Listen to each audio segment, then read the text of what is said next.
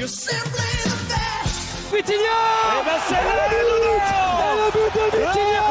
Pleine lucarne. C'est lui qui contrôle notre jeu, c'est notre maître au milieu de terrain. C'est un des meilleurs milieux de monde aujourd'hui. Vitinha qui en a sa de réparation. Frappe de Vitinha. Oh mais c'est fou.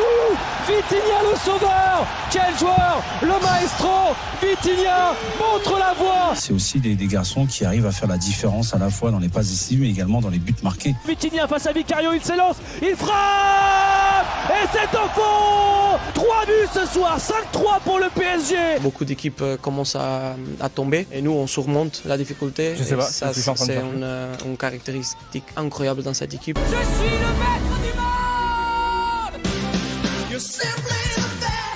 Encore un immense match pour Vitinha hier soir avec le PSG. Il a inscrit un triplé dans la victoire 5-3 face à Tottenham. Le premier triplé de sa carrière, le premier but est fantastique. Allez le voir si vous l'avez raté. Vitinha, on le rappelle, 3e du dernier classement du Ballon d'Or. Il mérite le prochain, d'après Thomas Frank, le coach de Tottenham, qui l'a dit après la rencontre. Ah déjà ? Le grand Fabrice il Hawkins. vient de lui en coller 3, il va pas dire le contraire. C'est ça, exactement. Fabrice Hawkins dans ce studio. Salut Fabrice. Salut les gars. Fabrice est choqué de voir du gars en vrai. Ouais, Oui, il existe. alors, écoute, il y a du beau monde. J'ai vu, c'est ça. Non. Il est arrivé, il m'a dit ça ou les cheveux, il m'a dit. Un but inscrit entre Lille et Zagreb. Et l'ouverture du score, oui, pour les Lillois avec une bonne lancée. Ballon en profondeur et Correa, Félix de son prénom, qui se présente devant Filipovic et qui trompe le gardien croate. Première occasion, premier but. Ça démarre bien pour le LOSC. On est à la 20. Oh, et Terem Moffi, minute. tout seul qui met au-dessus. Il a fait la différence, le Nigérian de l'OGC Nice. Il part tout seul. Il élimine 3 défenseurs du FC Porto. Et à 25 mètres de la cage, il fait n'importe quoi. Il va tirer au-dessus des cages de Diogo Costa. 1-0 pour Porto, 19 minutes. On lui posera la question après le match. Bon, après, je pense qu'il est un peu fatigué parce qu'il fait une course de 40 mètres, mais derrière...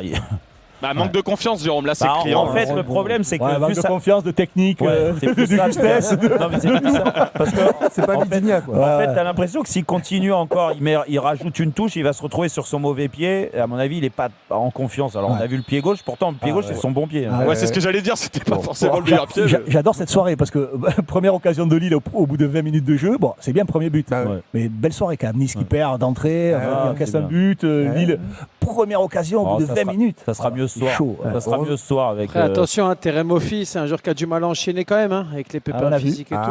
On a vu. Quand c'est croisé, qui ont été très longs, il revient, il se reblesse. Il faut qu'il retrouve le rythme aussi. Et ce soir, on a là, deux belles il est dans affiches. le style d'action qu'il affectionne là. Maccabi Tel Aviv, Lyon et Strasbourg, Crystal Palace. Fabrice Hawkins est donc là pour parler de Vitinha et notamment de ce changement de dimension depuis un an du milieu de terrain portugais. Oui, parce qu'il est arrivé sur la pointe des pieds lors de l'été 2022, transféré pour environ 40 millions d'euros en provenance de Porto. À l'époque, certains observateurs trouvaient le prix un petit peu trop élevé. Ils ont dû changer d'avis entre-temps. Dès son arrivée, on a tout de suite compris que l'international portugais avait quelque chose de spécial. Après une première saison dans un vestiaire où les égos débordaient parfois, Vitinha s'est rapidement imposé comme le maître à jouer de Luis Enrique. Luis Campos parle de Beethoven quand il s'agit de Vitinha, véritable chef d'orchestre du Parc des Princes. Les joueurs, eux, sont conquis à l'image du capitaine Marquinhos. Il montre toujours tous les matchs, comment il est important. Moi, j'ai vu arriver, j'ai vu grandir dans cette équipe. C'est lui qui contrôle notre jeu, c'est notre maître au milieu de terrain. C'est lui qui donne notre tempo, de ballon aller vers l'avant, d'un côté et à l'autre. Je pense que le coach, il adore ce joueur. Il est toujours sur le terrain. Des fois, on le dit qu'il faut qu'il se repose un peu aussi des fois. Je suis très heureux et très content qu'il soit avec nous.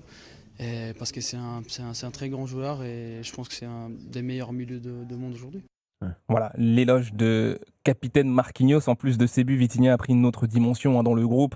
Véritable leader, relais de Luis Enrique. Les joueurs du Paris Saint-Germain l'ont élu parmi les vice-capitaines cette saison. Preuve que son influence ne cesse de grandir au PSG. Jérôme vous l'a dit, on n'a peur de rien dans Rotten sans flamme. Rotten se chauffe. Vitinha est-il le meilleur joueur du monde actuellement? 32-16 pour participer au débat. Jérôme, alors. Bon, meilleur joueur du monde, je sais pas. Après, allez, chauffe-toi un peu, Jérôme. Moi, je vais pas te dire que c'est le meilleur joueur du monde. Déjà, je peux pas comparer aujourd'hui un attaquant. Allez, enflamme-toi, c'est Rotten sans flamme. Mais c'est fou, ça. En fait, allez, je peux pas. Moi, je trouve que c'est le meilleur milieu de terrain aujourd'hui bravo. en Europe. Ça c'est engagé. En Europe. En Europe, oui. Au monde, voilà, vas-y. Il s'est lâché. Franchement, Vitinha, c'est du gars tu me chambres, mais la vérité c'est que il a tout de ce que j'aime d'un footballeur, c'est-à-dire que techniquement que ça soit des 2 pieds, il se trompe jamais. Les contrôles, ils sont toujours parfaits. La vision du jeu, et encore hier, je le vois sur 1 ou 2 touches, des choses que je lui reprochais il y a 2 ans quand il a commencé à jouer dans ce rôle de sentinelle. Je trouve qu'il mettait beaucoup trop de touches de balle pour d'aller d'un côté à l'autre. Là, aujourd'hui, il a simplifié un peu ça. En 2-3 touches, bim, il envoie des transversales. Hier, il a rayonné, franchement, de ce côté-là. Et derrière, il se transforme. Alors, ça n'arrive pas à tous les matchs parce que c'est pas ce qu'on lui demande. Mais entre son rôle de passeur, et tu les vois en termes de stats, c'est ahurissant, les passes réussies de Vitinha sur l'ensemble des matchs. Et c'est pas des passes vers l'arrière, c'est toujours des passes vers l'avant. Le contrôle est toujours vers l'avant. La vision du jeu, il l'a toujours vers l'avant. Donc ça, c'est une chose qui est innée. Et il l'a développé d'autant plus avec Luis Enrique.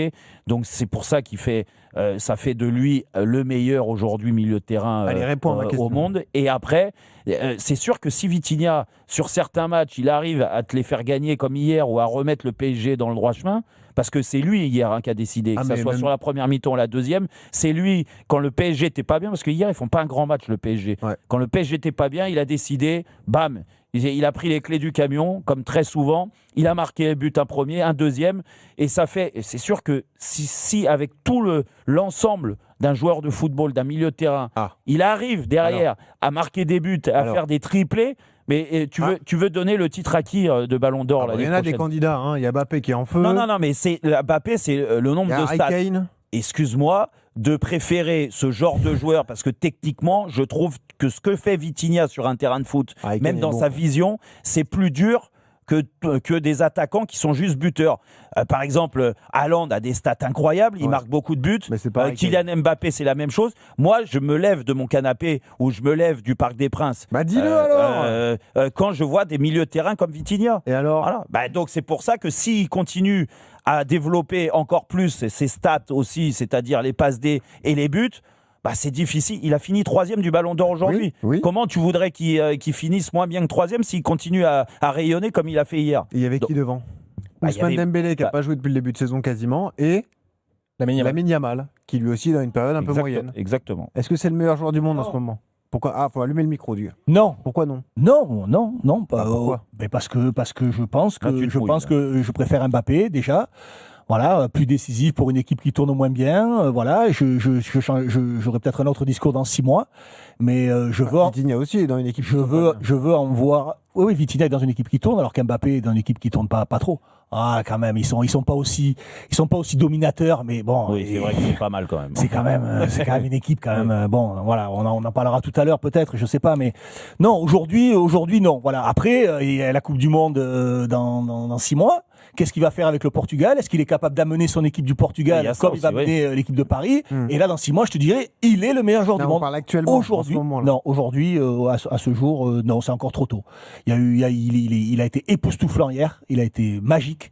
Tout ce que tu veux. On peut être dithyrambique, mais non, j'attends encore l'année dernière aussi. Mais il va falloir qu'il prouve encore un petit peu plus. Pour l'instant, Après, c'est vrai que Duga, tu vois, pour le mettre là, tu sens qu'il a passé un cap quand même. C'est le meilleur milieu de terrain au monde.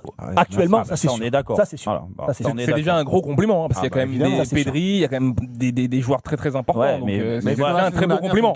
Mais moi, je pense qu'il est au-dessus de ces mecs-là. La saison dernière, c'est le cas aussi. Oui, il fait 3e du monde. Oui, parce que ce qu'il fait, ça résonne dans toute son équipe. C'est-à-dire qu'il est à la baguette de son équipe. C'est-à-dire que ses performances donne la performance de l'équipe. C'est ça qui est assez incroyable. Tu sais, Pedri, c'est ce qu'il faisait aussi avant. Et là, tu vois que Pedri, il est moins bien, l'équipe tourne moins bien aussi. Donc, mais Christophe, tu es d'accord avec moi, si je me permets, si on peut dire que effectivement c'est l'un des meilleurs, voire le meilleur, mais il a les joueurs aussi qui sont à côté de lui, qui le rendent encore plus fort qu'il ne l'est aussi. C'est pas le cas hier, hein, Benoît, je suis désolé. Hein. Hier, c'est vrai, mais dans l'ensemble, sur la globalité, Vitinha, il nous éclate. On peut même aller plus loin, Benoît. Tu as un entraîneur qui lui fait jouer le style de jeu qui lui convient parfaitement, parce que ça aussi, ça compte. Oui, bien sûr. Mais ça aussi, ça compte. C'est-à-dire qu'au bout d'un moment, dans ces cas-là, tu dis que Mbappé, il est mis dans les meilleures dispositions aussi. Hein. Tout est fait pour lui au Real Madrid. Tout est fait pour lui, mais avec des joueurs qui sont pas à la hauteur. Là, tu as des joueurs qui sont ultra compétents et un entraîneur qui a un style de jeu qui a l'air de convenir parfaitement à Vitinha. Et ça, c'est pour ça, ça va être intéressant de le voir aussi avec le Portugal. Si le Portugal a un autre style de jeu, peut-être qu'il est un petit peu moins rayonnant avec le Portugal. Ça compte aussi, ça. Et c'est pour ça que pour arriver à être être meilleur joueur du monde, donc à passer, il va falloir. Dugas m'a dit non, toi je sais pas. Non, mais il faut des partenaires, il faut un entraîneur, c'est une rencontre. Oui, et puis surtout, il y a un dépassement de fonction à mettre en place. Parce que là, je suis d'accord avec Benoît et avec Dugas. Ce que je veux dire, c'est que Luis Enrique, il a vite compris que Vitinha, c'était son relais essentiel au milieu de terrain, le moteur de l'équipe, le métronome, c'était lui, dans une position assez basse sur le terrain. C'est lui qui développe les actions au départ. Les défenseurs centraux, ils visent Vitinha au départ, les premiers relanceurs. Ouais. Je te dis pas que c'est facile ce qu'il fait, attention. Je dis juste que ce positionnement-là, il se retrouve assez facilement face au jeu. Et vu la technique qu'il a, il fuit un peu le duel, donc en effet, toutes ses qualités sont mises en avant. C'est-à-dire la qualité de passe, la qualité de contrôle, franchement, c'est hallucinant. Ce qui est marrant, Jérôme, pour corroborer ce que tu dis, c'est tu comprends mieux maintenant pourquoi Luis Enrique a voulu se séparer de Verratti. Ah ben oui. Ben oui, parce que les deux étaient incompatibles. Pendant des années, j'ai entendu Verratti, c'est un phénomène, c'est un joueur incroyable. Bon, il a été bon. Super, très bon joueur et tout. Mais là, tu vois ce que c'est la différence entre un top player et un très bon joueur comme Verratti. On n'a tous aucun doute là-dessus. Mais tu vois la différence. Mais tu vois, là où tu vois la différence, c'est dans le même rôle qu'ils avaient, parce que devant la défense, comme ça en sentinelle, Marco, il a souvent joué comme ça, même si des fois il était un peu plus haut dans le milieu de terrain. Mais qui nous dit que Verratti aurait été mauvais dans cette équipe? Non, je dis juste que plus que Verratti en plus. Je dis juste, oui, il se projette plus, mais parce que la technique en mouvement, elle est différente, parce qu'il prend plus de risques dans la passe, parce qu'il a un jeu long qui est bien meilleur que celui de Marco, ça il faut dire la vérité. Par contre, dans la protection de balle, Marco Verratti, c'était le numéro 1 là-dessus pour ressortir les ballons très, très souvent. Moi, j'ai eu la chance de jouer. Mais aussi trop de touches de balle par moment, Verratti, ça ralentissait. Non, mais toi, aussi je sais que t'es un peu. Mais Marco avait besoin d'avoir des milieux de terrain qui t'apportaient un peu plus de volume, qui se projetait. Tu vois, et surtout sur les dernières années, quand Mota a arrêté. Vitinha, il n'a pas forcément besoin. La preuve, c'est que Ruiz, lui, c'est lui qui compense un petit peu tout, Ruiz, au milieu de terrain. Il était bon, Ruiz, hier aussi. Il a été très bon, surtout la deuxième mi-temps. Je vois Neves, hier, il ne fait pas un bon match. Contrairement à David. Non, mais attends, on ne va pas lui tomber dessus, mais c'est la vérité. Et c'est ce que je dis, c'est pour ça que j'ai repris Benoît. C'est que je pense que Vitinha, il a ce rôle-là, si tu as vu, il rend meilleur les autres. C'est sûr. Il n'a pas forcément. Il est le baromètre. Voilà, il n'a pas forcément besoin d'avoir des mecs au milieu de terrain, même s'ils sont souvent très bons, Ruiz et Joao Neves, voire Zahir Emery. Il n'a pas forcément besoin de les avoir très bons pour lui rayonner. Hier, lui tout seul. Et moi, c'est ça qui m'impressionne chez lui, c'est lui qui prend les clés du camion. Déjà, on parlait du rôle de leader de Marquinhos, et en privé, Marquinhos, il me l'a dit, c'est vrai que Vitinha, c'est le baromètre de l'équipe, c'est le métronome. Hier, il décide, c'est lui qui décide, c'est lui qui fait tout, c'est lui qui harangue ses coéquipiers quand ils font pas les efforts de repli.